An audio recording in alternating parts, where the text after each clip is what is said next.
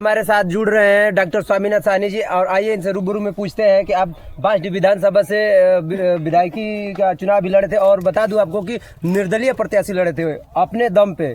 जिस टाइम में जो है कि राम गोविंद चौधरी और यहाँ से केतकी सिंह जी थी, तो उनके सामने यह निर्दलीय प्रत्याशी थे और अच्छा खासा ये वोट भी पाए थे। तो आइए इनसे जानते हैं कि कैसे आपके दिमाग में है कि बांसडीह विधानसभा में जाके विधायकी लड़ी जाए। मैं डॉक्टर स्वामीनाथ साहनी, निवासी तो मैं यहीं 361 नगर विधानसभा के हैं सलेमपुर के। 362 बांसडीह विधानसभा के निर्दल प्रत्याशी थे, जिसमें 8,722 वोट पाए थे।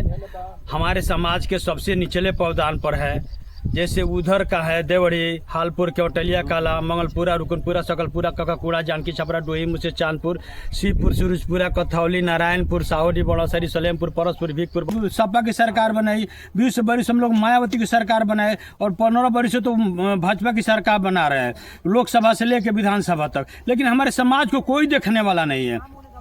जब तक हमारे चमार भाई का आरक्षण नहीं मिलता तब तक वो सबसे निचले पावदान थे, और कांसीराम ने जब आरक्षण के लिए आवाज़ उठाई तो उन लोगों को सबसे आगे ऊपर बढ़ गए। और हमारे ही समाज को अगर एससी में शामिल कर देते हैं, अनुसूचित जाति में शामिल कर देते हैं, तो हमारे समाज सबसे ऊंचे पायदान पर चल जाएगा, उसको धारा छुआई में कोई अंतर नहीं पड़ेगा।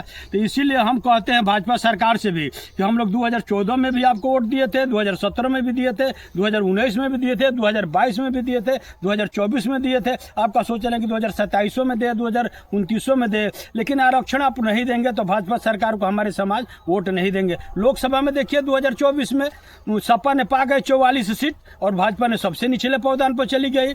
तो हमारे समाज को जब तक आरक्षण नहीं मिलेगा, हमारा समाज आगे नहीं बढ़ेगा। तो और मोदी और योगी जी से दोनों लोगों से कहते हैं, दोनों में डबल इंजन की सरकार है, और यहाँ से कैबिनेट से पास करा करके और लोकसभा से पास करा दीजिए, हमारे समाज को आरक्षण मिल जाएगा। हम इसी आशा विश्वास के साथ निवेदन करते हैं मोदी जी और योगी जी से कि आप हमारे समाज को आरक्षण दिलवाइए, हम आपकी सरकार बनाएंगे। न तो रसातल को तो आपके भी सरकार चले जाएगी। हमारे समाज रसातल को चले गया, सबसे निचले पायदान पर चले गया, तो आपको भी सरकार चली जाएगी। इसमें इफ बट कोई नहीं है। इन्हीं शब्दों के साथ मैं पुनः अपने क्षेत्रवासियों से, अपने समाज के लोगों से, मलाबिन, कश्यप, केवटी, साथ माझी, मझवार, तुरहा, तुरैया, धीवर, बथवा, बाथम, तियर, चाई, मुड़ियारी, धोदलो, दरकवार, खुरहट, सभी लोगों से निवेदन करते हैं कि आप लोग इसमें बढ़ चढ़ कर भाग लीजिए। अपने विधायक, सांसद, राज्य मंत्री से अपनी बात को कहिए कि हमारे समाज को आरक्षण दे। इनके शब्दों के साथ अपनी वाणी को विराम देते हैं। चलिए, न्यूज़ 17 बलिया में अभी के लिए इतना ही, और मिलते हैं आगे। वीडियो यहीं पे मैं खत्म करता हूँ। जय बागी बलिया।